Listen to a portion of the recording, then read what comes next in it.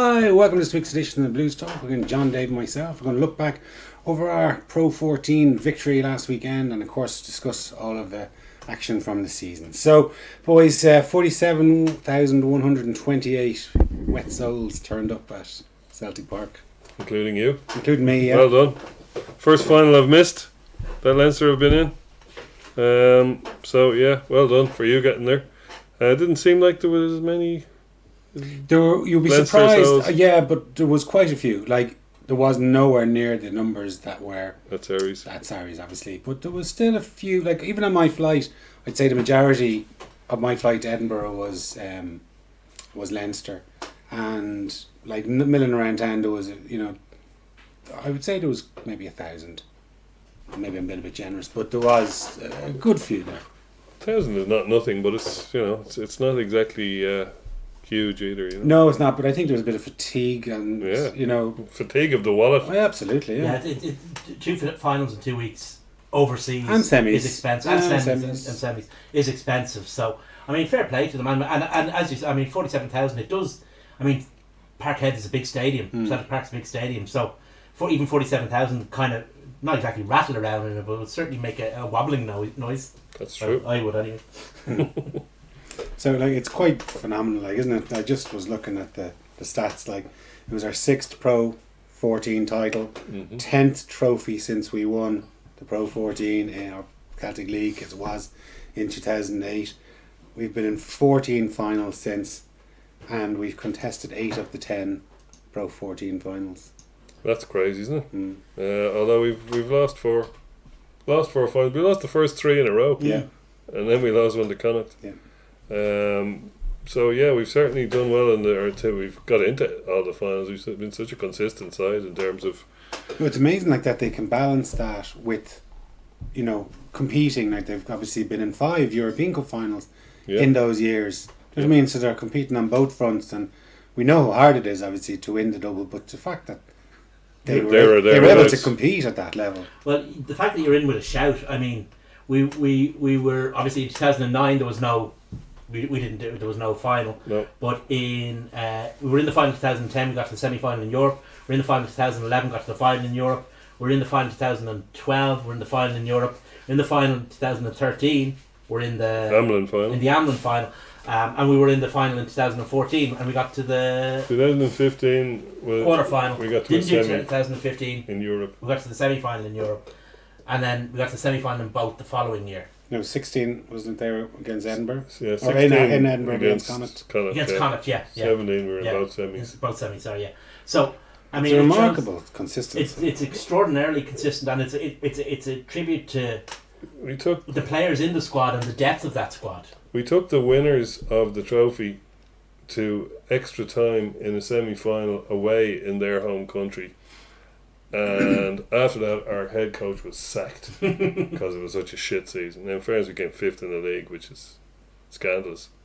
But we barely scraped into Europe the following year, but we're still in the top 4 of Europe. And according to any fan you ask, that was our lowest point since, I don't know, when we lost it. Although I still remember the years of Gary Ellis, so I consider that to be. Well, it was only 1 year. But kidney. That was only 5 minutes. That was a moral low point.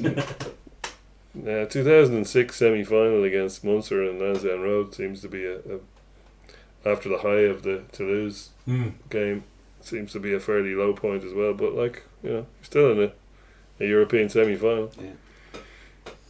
Yeah. We have a question in actually from Brian Hughes, who asks. So kind of I suppose it's a way of kicking off talking about the actual match itself.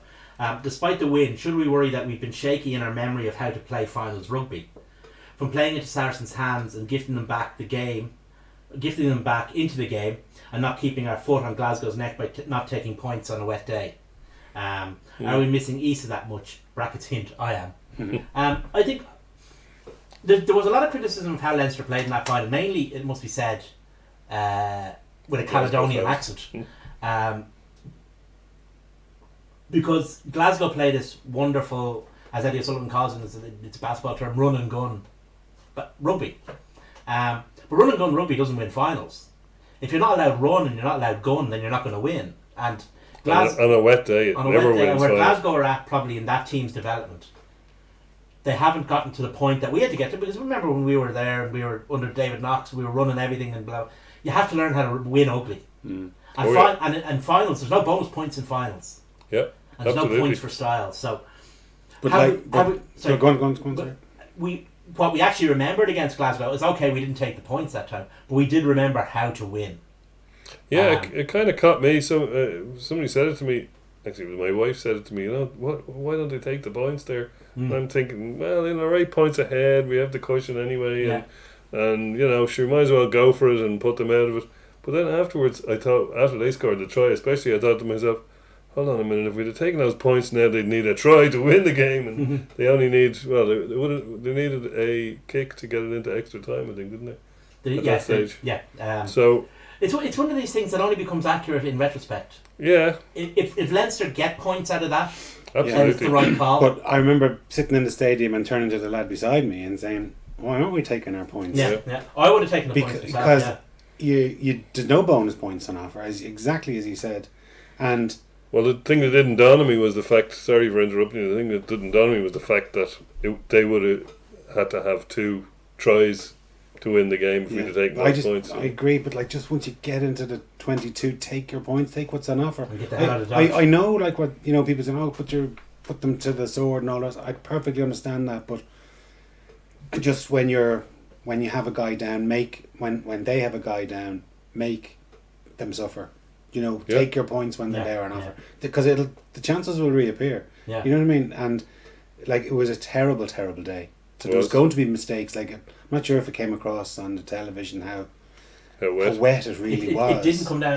Like, it It's was- only when they went pitch side. Yeah, And you saw like the tartan on the side of the by tartan I don't mean Scottish tartan, I mean tartan track kind of like on the side of the thing, and you saw that was nearly black with rain. You know, Yeah. it was very dark. Yeah. It's only then that you realise. Obviously, the camera goes through the rain, it cuts through the rain. You don't really see it. yeah, yeah. So like I mean the conditions were just horrendous, and I could only imagine that that ball must have been like the proverbial bar of soap. Bar, You know? so yeah, there's a lot of complaints from Glasgow that Carney should have been a red card, which I find hard to disagree with. However, he missed 4 extra minutes, and if you compare that to the 10 that Fraser Brown should have had, they actually did well out of it, I thought. Yeah, I think Nigel Came turned back his at cards down one 74 notch. minutes. Yeah, Obviously, what's his name should have been yellow carded, and Rob really should have been red carded. yeah. But you know, I've seen others that were, you know, slightly. What about Cipriani that time? You know, that was Yeah. less, Much less. much less. Than but then again, we complained about the ref sending off Cipriani that time and not taking various things into account. So it's hard to know. But I did see a little clip on YouTube of a Scottish commentator. I don't know who it was, but he was going absolutely ballistic when Rob Kearney was only given the yellow. Yeah. And when Rob Kearney went over to shake Hogg's hand, again he was like, you know, wanting Hogg to chin I think that was Kearney. BBC Radio Scotland. or Oh something, my yeah. God, it was horrendous There commentary. was a great interview with Rob Kearney. I don't know if you heard it. Started, yeah, very good. It was a really good interview. Now I was really on loads of levels. He was quite personal in it, and he also was quite gave quite a tactical analysis of a lot of the things that happened, which you don't often get from a player. So yeah, I really enjoyed that. But in that, he said that he went to Hogg and apologised, and Hogg was fine with it and whatever. So you know, they patched it up between themselves, and that's. I don't, just to go back to that thing, I don't know who, if it was this guy, but BBC Scotland used Peter Wright. And I don't know if you remember Peter Teapot Wright. No. He went on I think it was the 89 Lions tour, or was it 93? Brian Moore said he was the worst rugby player he ever saw. Really? Yeah. He was a Scottish prop. Brian Moore was absolutely scathing in his in his book. Absolutely scathing in his criticism of him. So, anyway. Probably gave him very little support then, I'm guessing. Mm-hmm. I just reviewing the game, like I just thought our experience just was king, you know, like all of our big players kind of stood up. I think that the first try was the signifier of that. Glasgow got their try and kind of went back into autopilot mode, whereas Leinster had switched up a gear. So the opportunity that Glasgow were maybe a bit back on the backs of their feet, whereas Leinster were really looking to. Well, you could see Larmour went and he chased and put their catcher under pressure. Yeah. Then obviously Luke on his follow up, and Ringrose the first. Oh, here we go. Yeah. A little segue there, Jason. It spun like a demon, didn't It it? was like a Look, it children's stayed in. toy, wasn't it? Yeah. Look, it stayed in. There was a great chase from Luke, and there was some suggestion that he might have been offside, but I looked at it again and I measured it and all this kind of stuff using Photoshop, and he wasn't. He was onside, and you can actually see it in the replay. He's actually properly onside, not just modern rugby onside. He's actually onside. See him there.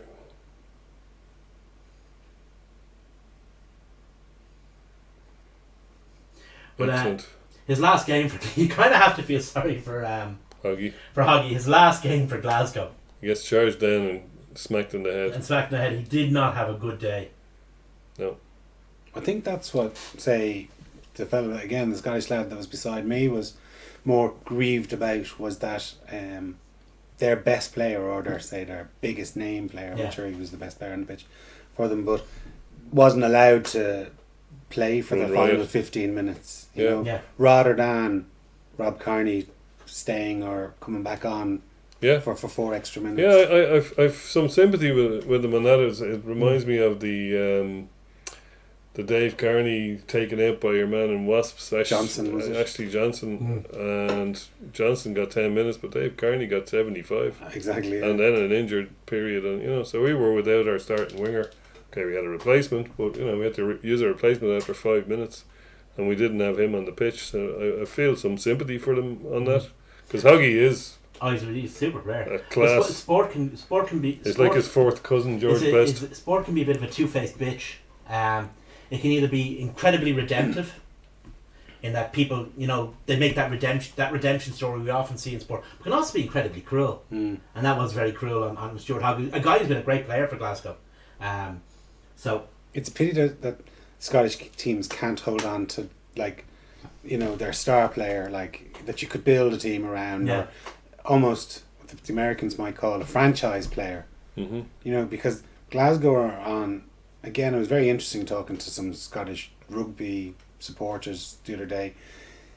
Like myself and Dave were just talking about it off air, that Scottish sport, or say the Old Firm derby in Glasgow, has become extremely toxic.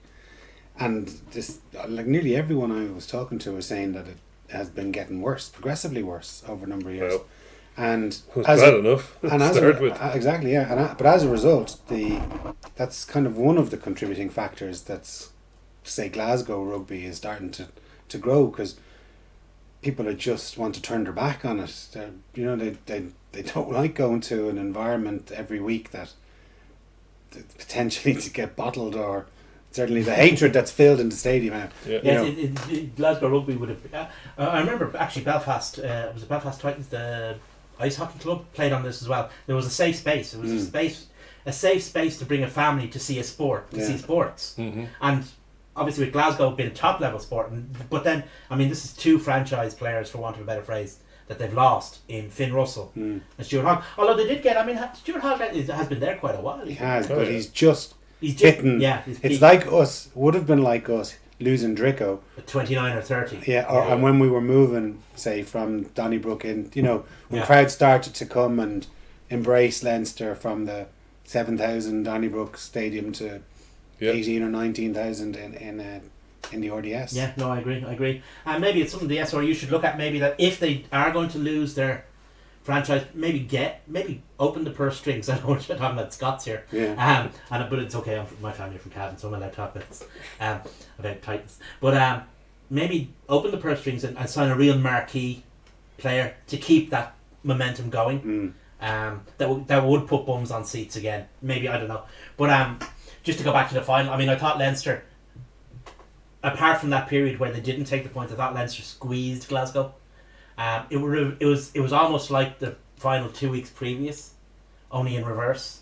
Leinster did unto Glasgow as Saracens did unto us. Learned their lesson. Smothered them. There's a few things as well. They have a potentially very talented but still very callow 10. Yeah. And he's just not. I mean, he hasn't got finals experience. I mean, you can't expect the guy. He's a hell of a player, and I think give him a couple of years. Is he 21? He's not far off. I think he's young guy. He's very young anyway. He could be 22 or 23, but he's not. He's pretty young, and a 10 is not a position you want a callow guy in a final, and we've got World Player of the Year against him, so there's a huge advantage, and when you compare our pack to theirs, we're probably ahead there as well. Guys like Hoggy, and we've got James Lowe. If they did have an advantage, it was probably behind the first 10 players. You know what I mean? That Tommy Seymour fella is a real threat. But he was kept as extremely well. quiet. He was kept quiet, but he's a wonderful finisher, and he's a really good player. Hogg, obviously, what he can do. But yeah, I just think that. But we didn't let those guys do it. We didn't give them. No, but it's easier it's easier to not let them do it when it's piss and rain. I know, but we didn't let Glasgow provide those players with the opportunity to shine. Because I thought our front five was superb. I thought Fardy was brilliant. Yeah, he was. I thought James Ryan was very good. His stats were absolutely off the chart. 28 tackles, 8 carries for 18 metres. That's Ryan. Yeah. Wow. Which that's actually pretty much par for the course for James Ryan. And Rhys Ruddock was just. He was everywhere. And Conan was in great form as well. We'll probably get onto it shortly, but I'd say those lads have really pushed their up the pecking order of the Irish team. For sure. No, I thought. And the one guy we also had who I thought was, and he won man of the match, was Cian Healy, who weighed in with a bit of an out try as well. Here he goes. I mean, this was 13 phases in, and we're just doing what Leinster do. It's just par for the course. And then, they could also spin this ball out and have got the backs that they could score from. Maybe not on a wet day like there was, though. No. But, there's some serious beef been thrown at that line. Yeah. And then you get Cian Healy been backed up here by Scott Fardy. You're not stopping that. You're just not stopping that. It's tough enough, all right. Yeah. 3 of us wouldn't be stopping it anyway. We certainly wouldn't. Well, I wouldn't try. I'd get out of the way. Wave him in. Here, Scott. Yeah, just there. Yeah. Okay, put him down now. That's at the end of 13 phases. It's very, very hard. Any good team. That's what we were doing to them. What Saracens were doing to us. Yeah.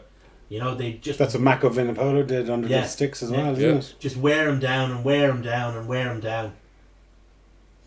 It's great to have Healy playing so well. Yeah, I think he's back to where he was when he was at his peak. He really has, and it's an immense credit to the guy when you consider, how badly injured he was and how close he was to retiring. He's going to retire and he couldn't pick up the pen to sign it. See him come back the way he has is just unbelievable. And it's delighted for him. He enjoyed scoring that too. You could tell. Yep. Any more questions, Dave? Not on the match. No.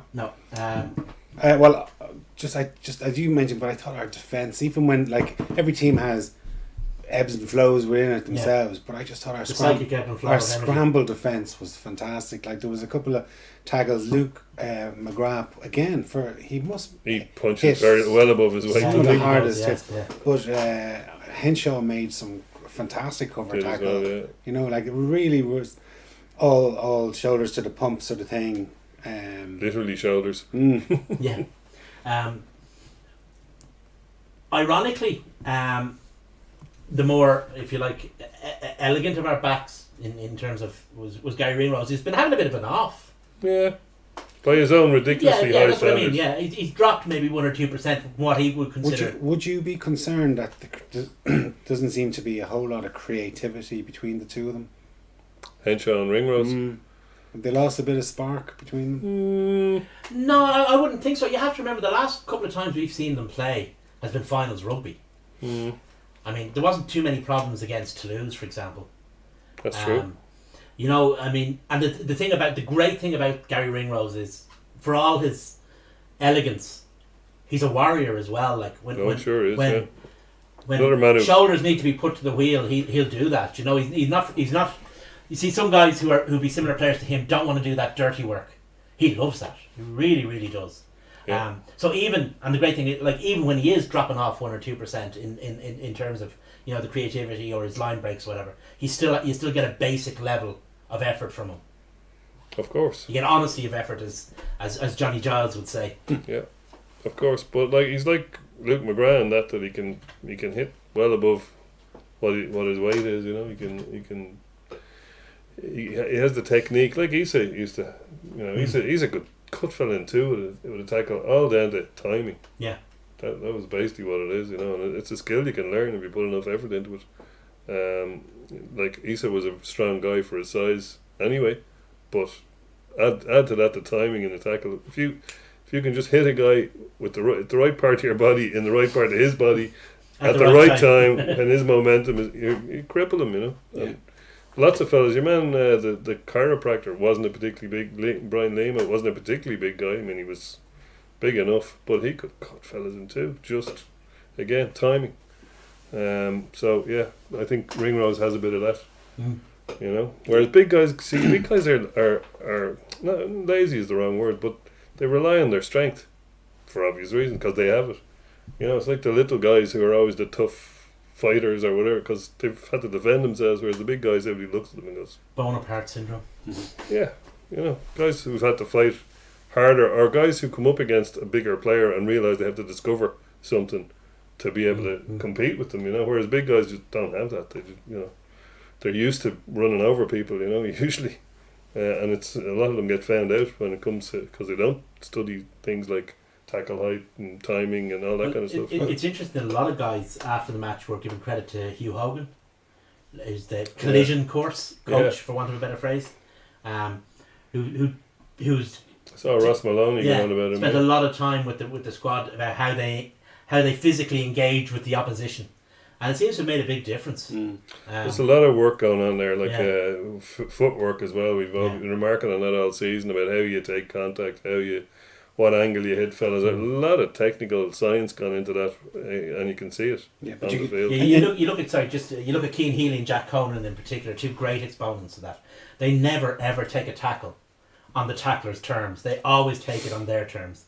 Even if they're just shifting their weight 6 inches to the side, it lets them get take the contact on their terms. Well, the past master was Gordon Darcy, and you know, he didn't have the advantage of the technical coaching that's available now, especially when he was a young fella. I mean, there was no. He'd tell you himself that there was very little done on any kind of, you know. Whereas now the guys, actually, it was something Ross Maloney said in that interview that, I mean, he's only 25, but he's saying that the guys who are now in the academy have a huge advantage. Like he said, if he'd had the coaching that they're getting, when, you know, 5 years, 6, 7 years ago. He'd be, you know, he would have got there quicker to where he is, or he would. Every generation says that about the next. Well, that's true, but that's because, especially in a sport that's as young professionally as rugby, it's constant things are gonna change a lot faster than they would in a sport that's like soccer or American football that's been professional. I wait for the All Blacks to bring back the foot rush. Just one thing that did stand out as well, like kind of building on what you're kind of saying as well, is that our discipline was exceptional. We conceded 4, like, bearing in mind that one of those was Rob Kearney's yellow.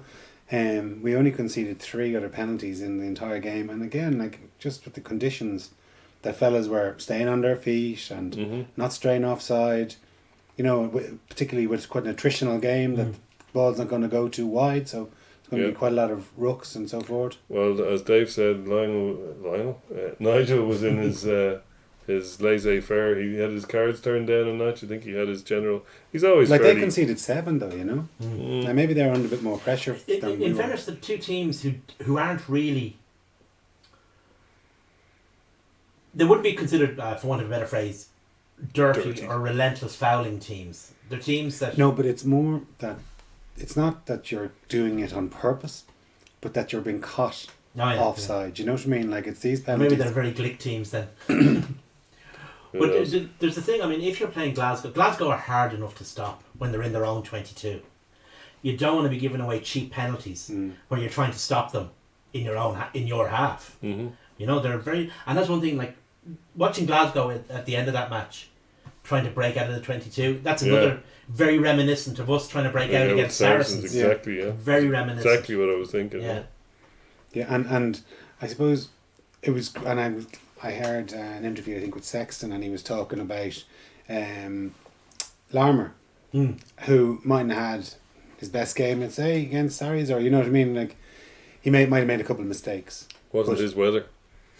But that was against Saracens then, right? Oh, sorry. Yeah. And yet, you know, he was the one who made that chase to close down for when Luke McGrath made the Yes. made the block down. Yeah. Yeah. You know, like he seems to have almost learnt from. You know, he's still a very young guy, He's and still a young player, and yeah. he's way ahead of his curve where he should be. Oh yeah, yeah. I mean, if you'd said to Jordan Larmour 3-4 years ago that you're part of a Grand Slam, you'll have won a Heineken Cup, you'll have done this, you'll have done this, you'll have done this, you'll be in a World Cup squad, you'll be a nailed on certainty for the World Cup. Yeah. He'd kind of like looking at you, Yeah, you know. but I love that thing that Ty Furlong said about him. He runs like he hates the grass. He hates putting his foot down on it, all right. Yeah. Unless he's going to Now, step somewhere. there's a fella with some footwork. You were talking about your man teaching him true, yeah. footwork. My God. Oh yeah, I mean his ability, and he seems to have learned that sometimes it's okay to run straight as well. That was a bit of a frustration I had with him last season, that he was too intent on beating the guy Yeah. instead And of try- just putting his head down and going for it. And like we at one point, I think it wasn't him now, but I think it might have been was it? Who was it? I can't remember who it was. It might have been Ringrose. He was through, and they kind of seemed to be. It was almost more difficult to butcher that situation. Is that the than one they- where he was in tandem with James Lowe? Yeah, and they kind of crossed and they ran into each other's space, and I think it was Hogg was defending, but he. You know, again, the Scottish commentator was saying, "What a great piece of defending!" But it was actually they ran into Hogg for. They did make it easy for Hogg to cover both of them. Yeah, Yeah.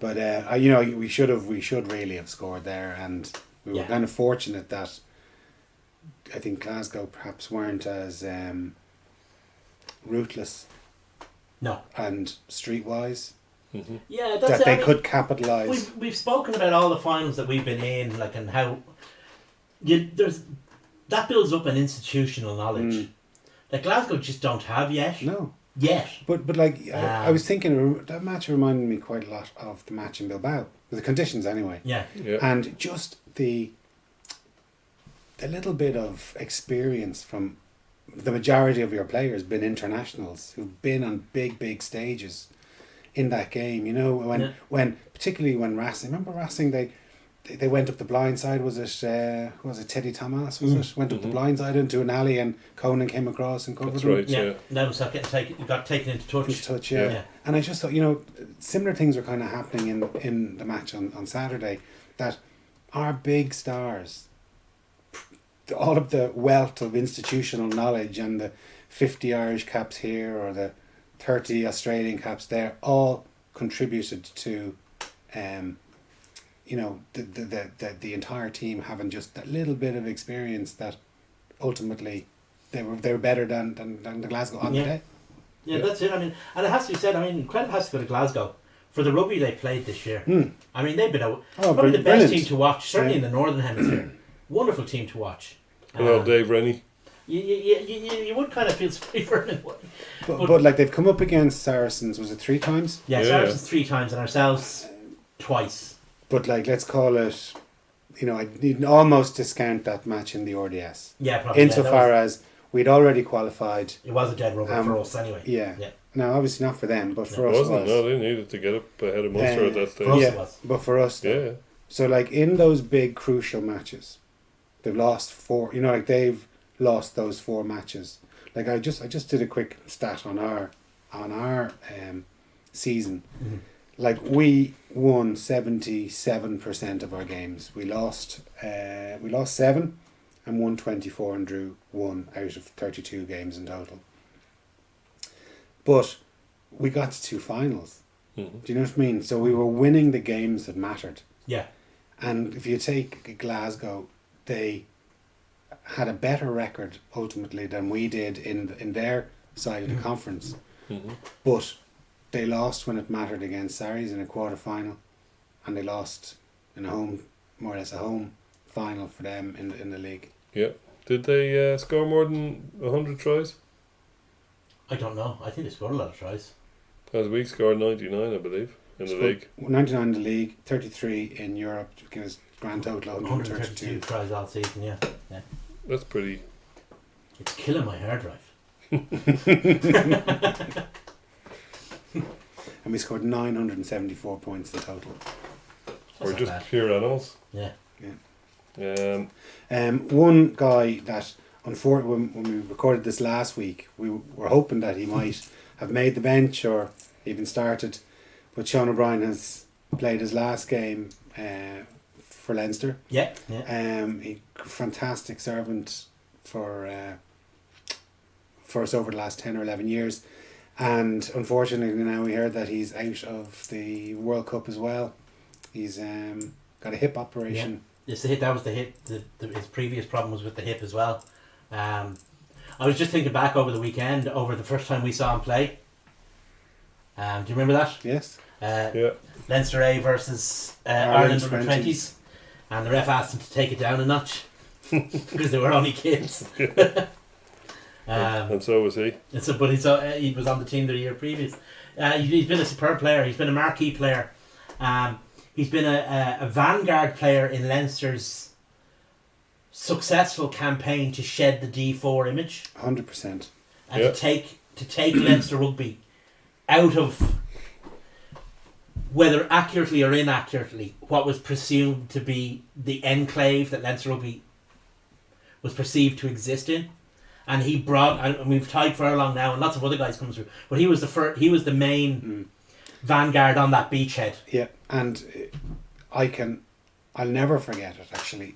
Been over in the final over in Cardiff in 11, and particularly actually coming home and waiting for the ferry, and there must have been, I don't know, 20 or 30 or 50 camper vans all waiting to get on, and 3 or 4 of them had fellas from Tullow Rugby Club in them, but they were almost more enthusiastic that Sean O'Brien had been so good than they, no, not that they weren't supporting Leinster, they were, but it gave them a rallying cry to support, that it wasn't, exactly as you say, it wasn't just the Clongos and the Belvo and the Rocks, it was, a fella from their local community. From a junior club. From a junior club, and he was a star. He wasn't just, in the back in the background as a reserve who got 4 minutes at the end. You know what I mean? Yeah. He was one of the best players on the pitch, and I remember He was a proper farm boy too. he was. But you were talking about strong men. There's a strong man but it's farmer strength. They used to say it about fellas like Colin Meads and these lads. That they were. Well, the thing about farmer strength is you learn a lot by, not that I've ever been a farmer or lived on a farm, but you learn a lot by Seen one. by wrestling live animals, for example. I Creatures don't think you grasp what creatures they do. that no, but seriously, you've got to get sheep in to get them stuff onto them. You've got to get Well, all no, of that stuff. That is true. Lubricant, is it? My father was a farmer. That's only in Wales. My father was a farmer and he never lifted a weight in his life. But he But was you've got strength. immensely physically strong. And I agree with you there. But on top of that, there was a lot made of, he was just like a simple lad who stepped off the farm. Sean was an immaculate professional, in everything he did. But I remember when we were doing Blood, Sweat and Beers.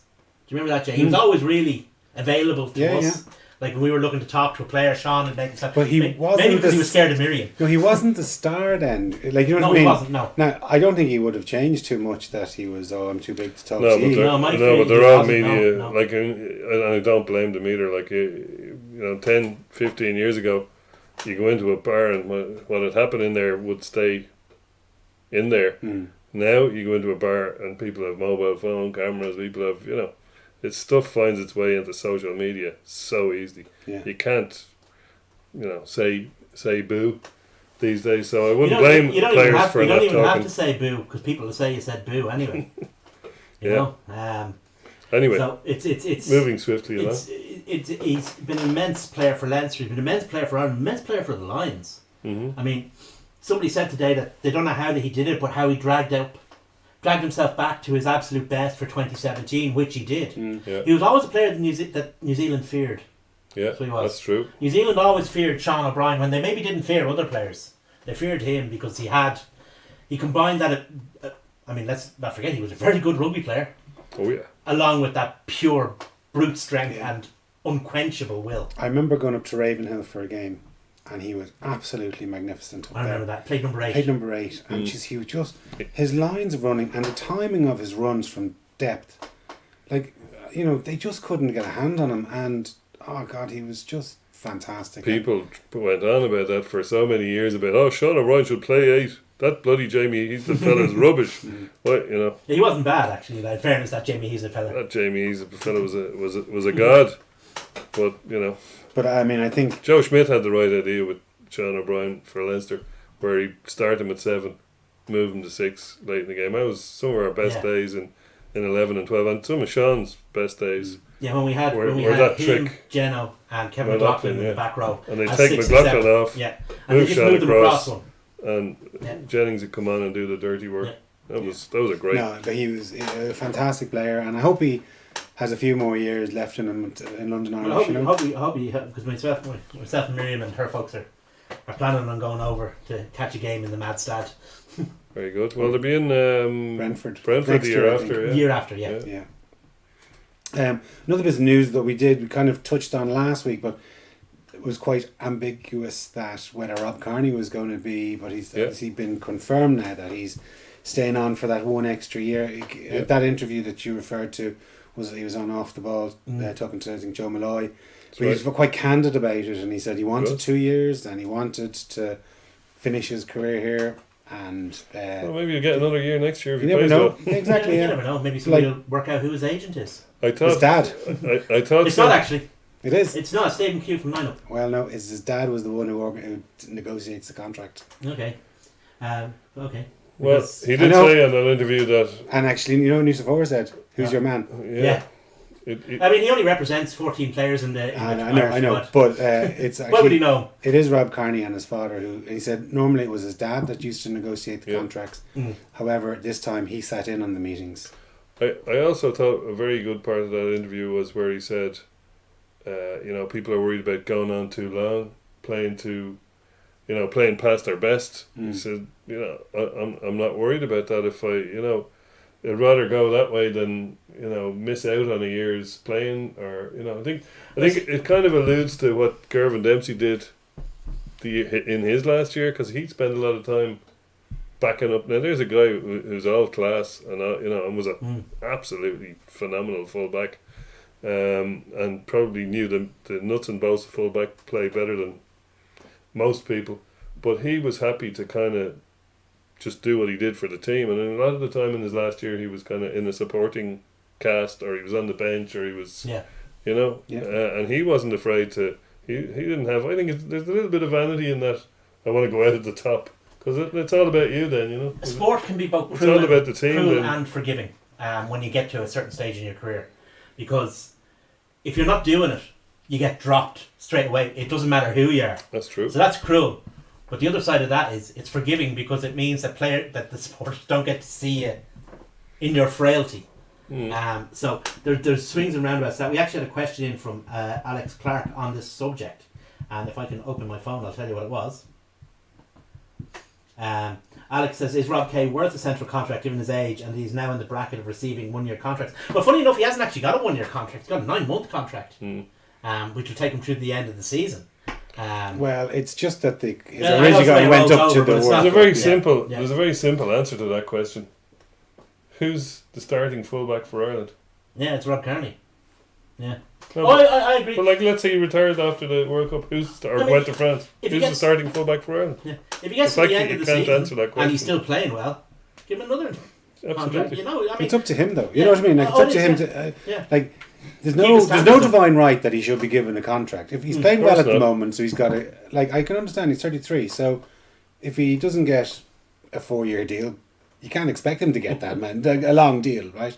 So he's got a 1-year deal. If he's still playing as well as he did this season, at the end of next season, Yeah. give him another deal if he wants it. I mean, that's what I say. I mean, rugby is very Darwinian that way. I mean, if you're good enough, you get kept. If you're not, you get. I mean, they wouldn't give Sean another a year. He was looking for a year, and they wouldn't give it to him. But that's just the way it is. I mean, They probably knew about the hip. oh you know yeah, what I they mean? probably didn't. And you look at, like I said about, say Donegal Ryan or whatever when he was going, you have to be actuarial about it. You know, you have to look at, okay, we give this guy a year. How much of that year are we actually going to get out of the guy? And they look at Rob and they say, oh, well, we'll probably get, 3/4 of it at least, anyway. And as you say, he's the incumbent Irish fullback, and he's still playing well.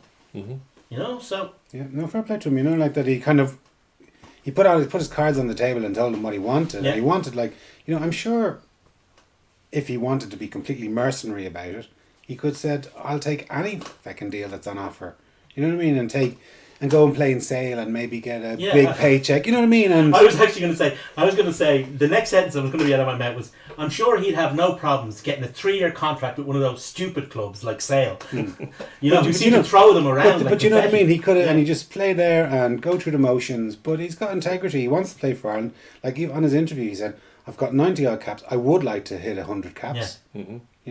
I want to continue playing for Ireland. I want to go to the World Cup, and presumably he wants to play on till next season as well. So why not?"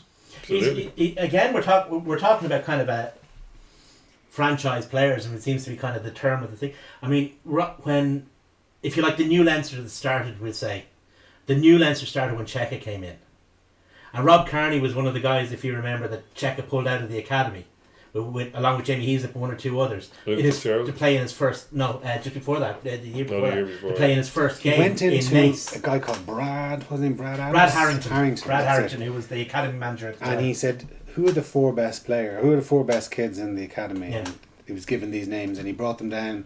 Play against Parma. Down in Naas. Naas. But he gave them the opportunity. And Rob Kearney was one of those. So, the growth of Leinster is the growth of Rob Kearney in a way, it's a strong parallel. Well, I mean, I read out a list of our honours that we had in the last. Yeah, he's all of them. He's got them all. He's them all, yeah. 10 trophies plus Ireland. And chuck in the Irish. 2 Grand Slams, 2 titles. Victorious Lions tour to Australia. Mm-hmm. And another one another Lions tour to South Africa. I mean, it's not bad. Literally the only thing he hasn't won is the World Cup. Mm-hmm. And hopefully that'll be rectified. Hopefully he wins a knockout game in it anyway. Said David, giving Jason a chance to segue into the next. Exactly. Thank you, Dave, for teeing it up for me. So the international squad was announced today. Few little surprises. More lads that were left out, I would have said, than not really surprises. More kind of things. Well, I'm surprised. The surprise was Quinn Rue, actually. I think Quinn Rue, and I know Addison has had an operation, but they didn't asterisk his name to say he's on the injury list, but hopefully we'll be back ASAP. Do they do that for anyone? I wonder if they're. Well, there was maybe only 2 players mentioned, Dan Levy and Sean O'Brien. Maybe they're not let. You know the way that these things have changed, and because Addison hasn't played since he got injured in the Six Nations pre-season camp. He had an operation back in April. Quinn Rue hasn't played for a while either. So you'd wonder, are there issues around fitness there? I don't know. This is purely speculation. So and apparently John Klein qualifies for Ireland 2 days before our first warm-up game. Yeah. So that was nice timing. Well, John Klein and England's Mike Halley are guys who are brought over to be available for selection for this World Cup.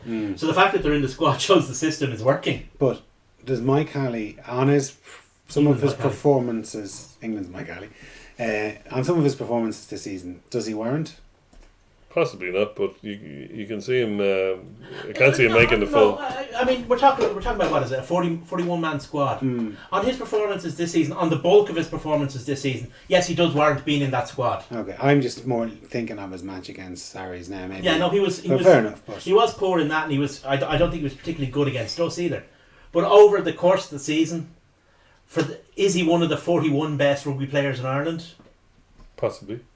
I'd say so. Yeah, I'd say. I mean, there's guys who could maybe argue maybe Darren Sweetenham should be in, one or two others like that. But again, we don't know. We're not privy to fitness information, things like that. So, and obviously, Will Addison is currently unavailable for anyway. So, for whatever reason. So, yeah, I mean, it's very hard when you've got a squad this big. Pretty much everyone who's in there deserves to be in there. Well, McCluskey isn't in there. No, McCluskey isn't the player that Joe Schmidt likes. No, he just doesn't. Just doesn't like him. But he was really good when Ulster were kind of giving us slackery in the quarterfinal. Not too far behind us in the Viva. There's players that coaches don't like. I mean, he didn't like Craig Gilroy either. Well, do you remember? After he scored he his scored a hat trick hat-trick. against Italy, and And Joe Schmidt went through him for a shortcut. oh, he missed a couple of tackles. Yeah. And he dropped a couple of balls. Like, On the other hand, there's guys that, maybe the wider Irish rugby population haven't been overly convinced about their abilities. I mean, Quinn Rue is one that's I've actually always thought is really, really good because he is the only lock of his type that we have, if you think about it. Klein now kind of comes into that. Huh? Would Klein Klein might have taken that position, but there's also guys like maybe Finlay Beelum that people are a bit about. Jason is. Yeah, Jason certainly is. But I mean, there are guys like that. There's guys that I wouldn't have in the squad. There's guys that you wouldn't have in the squad. We wouldn't pick. Rory, what's his name? The centre. Rory Scannell. Scannell. Yeah. Here's one for you boys, right? I don't know. Leinster had Good, but not great. Leinster had got to the European Cup final and beaten Munster then the following week, and then were playing in the Pro 14 final. And all of the media were more concerned about the demise of Munster in the semi-final against us and losing semi-finals on a continual basis. And one of the things after all this navel gazing was that, well, Munster's pack isn't good enough to compete, and that their front five is not strong enough, and basically that's what's letting them down, because they have international standard back rows. They've got an international standard half backs, not too bad in the centre, and they brought you Manhally in and a couple of very good wingers. So it seems the errors, or not the errors, but the weakness was perceived to be in the front five. Yet all of those front five have been picked in this training squad. Maybe the problem wasn't with the players. Possibly, yeah. I mean, the front five will be at Munster next year. Their coach won't be. Maybe on an injury. I mean, Joe Schmidt has seen all those players up close, except for one, and he's picked them again. So he obviously thinks that they have value. I mean, I certainly think John Ryan's a good player. Ciall Klein has come on a lot, actually. In fairness to him, he has come on a lot. For such a big guy, though, he's not as fearsome as you'd expect, No, but he has something. He does add something. He's a very dynamic player. He's a very good player, And then you've got guys like, I mean, we know what Ty Byrne is like. We know what he can do, and then we'll see what Sean Klein is like. But put it this way: if you put him and Becky's Bota in his prime, I know Becky's Bota is about 38 stone now, but if you put Becky's Bota in his prime against anyone, but they're both the same height. They're both South never African. mind They're Sean both. Klein. Yeah, but he's one of the best seconders of all time. Yeah. I know. I'm just talking about his fearsomeness, his perceived enforcer status. Well, maybe you don't see that in maybe Klein so much. Maybe that's why, like I say, all those five guys are going to the World Cup and they'll be at Munster next season, while their coach won't be. Maybe that's something to do with it. I don't know. He's certainly a strong fellow. I don't end up having to apologise like the Irish Independent did. That was a bit interesting, wasn't it? Yeah, it was. Yeah. And there was 2 apologies actually. 2 apologies. One to Munster, yeah, and one to the coaches. So, because they couldn't happen to a nicer fella. They are one of the sponsors. They are. Yeah, I often wonder about the Irish Independent sponsoring certainly Leinster, and you see some of the guys who write for the Independent and the things they write about Leinster players. Do Leinster get the money up front, or do the Indo just leave it on their dresser as they leave the room? Because there is that kind of there is that, that kind of a relationship between them. I don't know, but I certainly. I mean, I was delighted. I always loved the knockout matches because they're not Leinster rugby gigs, which means you can buy a programme without having to take the rag in the bag. Rag in the bag. Okay. But getting back to off that fence, Dave. Yeah, but just Dennis O'Brien will be suing our asses off. But just actually, he's not in charge of it anymore, is he? No, he's selling it. Anyway, back to the squad. There's 41 players. Pretty much everyone who's fit and competent is going to be in that squad anyway. Who's of a certain level of experience. There's not going to be too many guys left out. No, and I'd say he has most of his 31 fairly penciled in, depending on injury. There's always an injury in the 4 warm-up games, and it's usually somebody you don't want to get injured. Like, we can't afford another 7 to go. Do you remember? No, jeez. We'd be shot. I remember Felix Jones 8 years ago.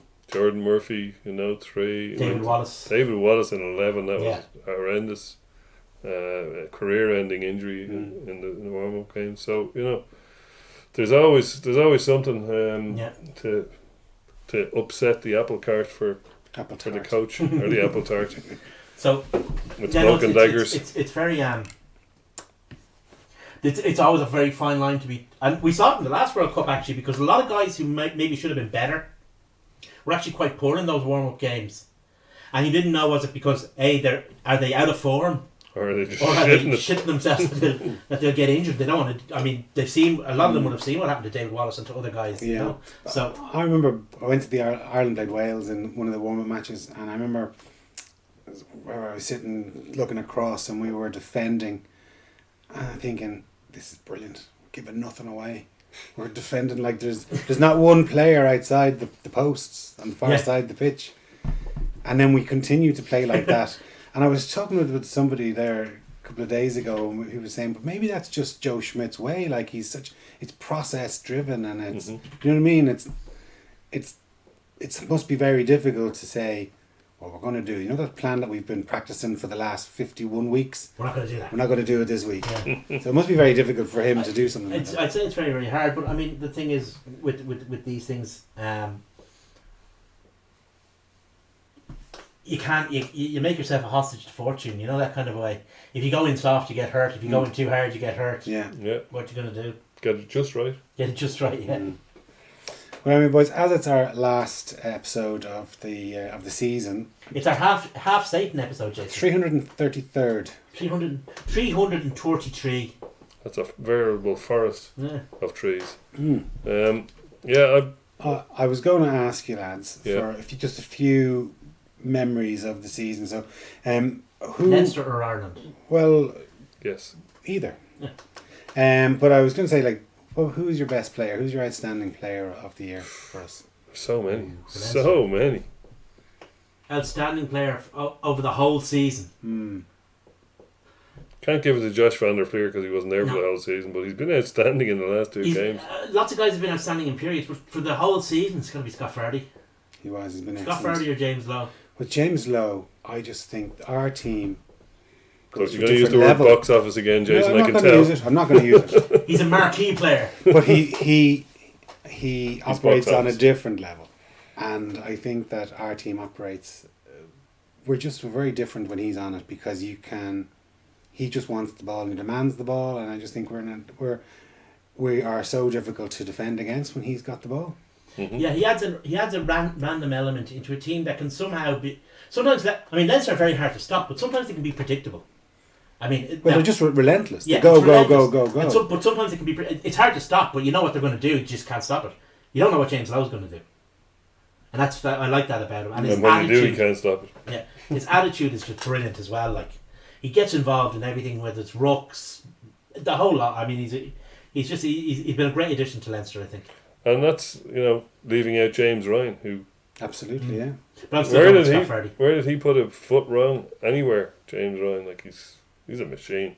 He is, yeah. He's...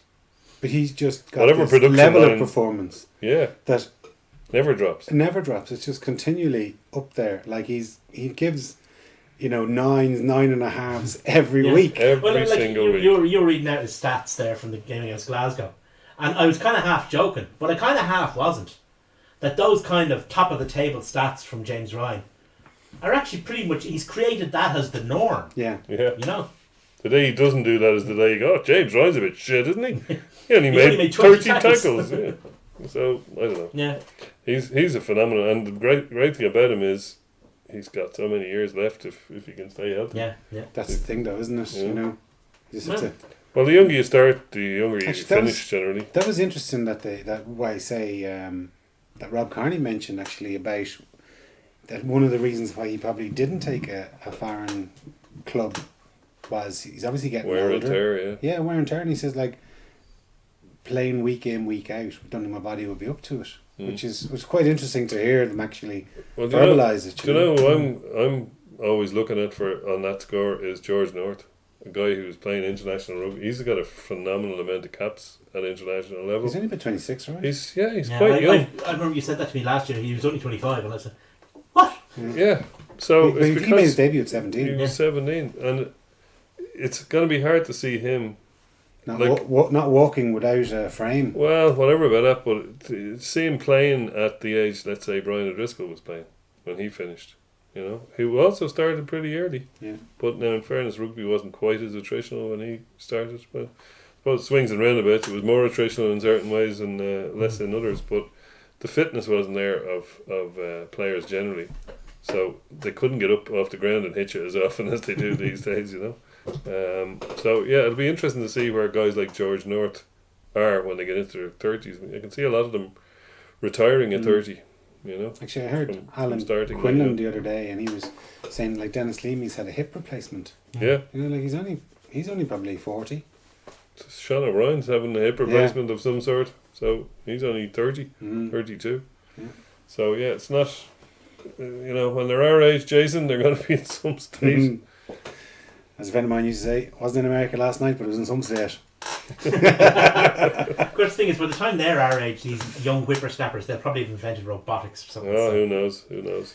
Okay, best young player then. So by Ooh, young, Scott Penny. by young, I mean somebody who's kind of breaking through. Not Ryan, because Ryan's an established Scott Irish Penny. international. There's a lot to choose from. There are a lot to choose from. There's Yeah. Scott Penny, as you mentioned. There's Max Deegan. There's Kylan Absolutely. Doris. Yeah, We had Jack Dunn made his debut this year. he looks amazing. It looks really good. Ryan Baird made his debut this year. But the one I'm going for is Conor O'Brien. All good choices, yeah. Yeah, I think he could be a good player for us for a long time in a position that's tricky enough to fill sometimes. Then there's other guys. There's guys like Kilo Keenan who've done really well. Jimmy O'Brien's done really well. Frawley has done really well. You know, it's hard to. There's a lot of you could name a whole team of these young guys. could, Jay. and Scott Penny is one of those guys, though, when you see him playing, and then you go, "What? He's what age? Oh my god!" the thing is, Yes, how many action men? but the thing is, he looks good on every team you see him play. Yeah. Like you saw him play on the under-20s, and you go, this kid's going to be good. Yeah. And then you see him playing when he was subbed up onto the Leinster team. You kind of go, this kid is bloody You good. know, he's already Yeah. good. Yeah. Like, you know, he's. I don't know. You can overhype players when they're young and all that, but for me, he's But like one fella, first like, name on the list when it like comes to say, young would players. say, I totally agree with you. But like say another one to add, and you mentioned him as well, Dave, was Max Deegan. Like Yeah. he's kind of come through and is now fulfilling the promise that he had when he Yeah. was he nominated or did he get young Won player? it. He won Won it, yeah. player of under 20 player of the year. But like you see him when And he that was comes in on. James Ryan's year as That's well. right, yeah. But you see when he comes onto the pitch, he's probably not a starter on our first 15, but a bencher. But when he comes on, he makes a big difference to the team. Well, he's beginning to he's getting into that zone now where he's going to be pushing. yeah. Particularly Reese and Jack Conan for those positions over the next 12 months. He may even unseat one of them. Who But knows? of course that'll force them to raise their game. So I mean it's all gravy for Leinster. But no, he's been a very good player. Quaylen Doris I think is very underrated. Perhaps because he plays the same position as Deegan. And Deegan has all the has been successful at the under-20s and he's all those awards behind him. Maybe Doris doesn't get the Plaudits. plaudits he deserves for being, just a really, really good rugby player. He is, yeah. He's excellent yeah, as well. And lots he's of probably good guys. I mean, the Burns aren't. Well, they've been around a while. I mean, must be in their mid-20s they must by be in their now. mid-20s by now. Old man. Abdelaziz came through this season. Yeah. Rowan Kelleher made his debut. Yeah, Jesus. There's no stopping this production line, all right. Lots of good guys. It's we saw the under-20s win the Grand Slam with a lot of Leinster players involved. Harry Byrne, there's Harry Byrne, David Hawkshaw, Liam Turner. Good guys. It's future's blue boys. It is. And one final question. What was your moment of the season?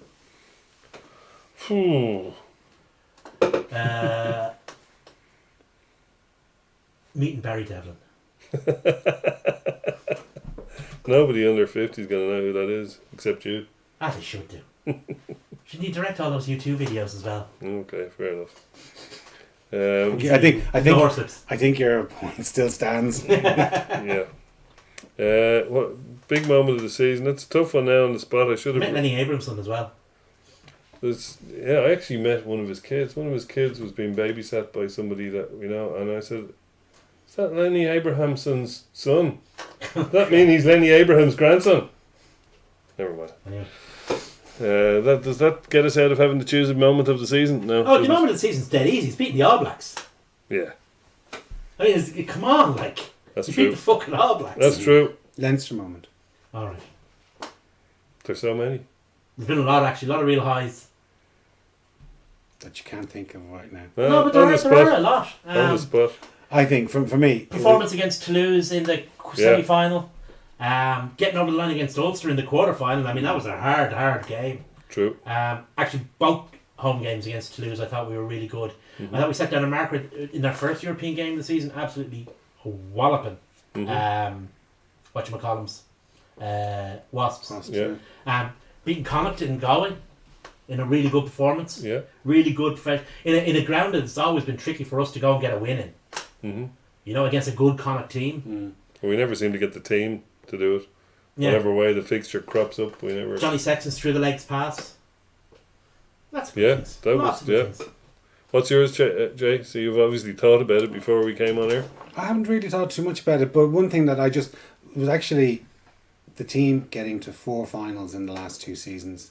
Yeah. Just as I mentioned earlier, the level of consistency is just exceptional. And people might say, "Oh, it wasn't a particularly vintage season," Yeah, but like it's we unbelievable. lost one final. Yeah, Such a exactly. downer. I know, but people take Oh, shit. people get utterly. Imagine being a Dragons fan. I know, absolutely.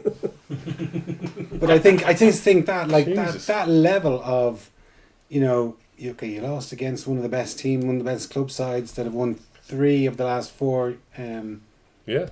finals. You know, like it's not bad, and we weren't disgraced by them. They beat us by 10 points. It's a little bit more than not bad, Jason, I'd Yeah. have to say. Absolutely, it is. But But anyway. that would be my highlight of the season. Just continuing on our level of success from last year. The never-ending quest for excellence. There you go.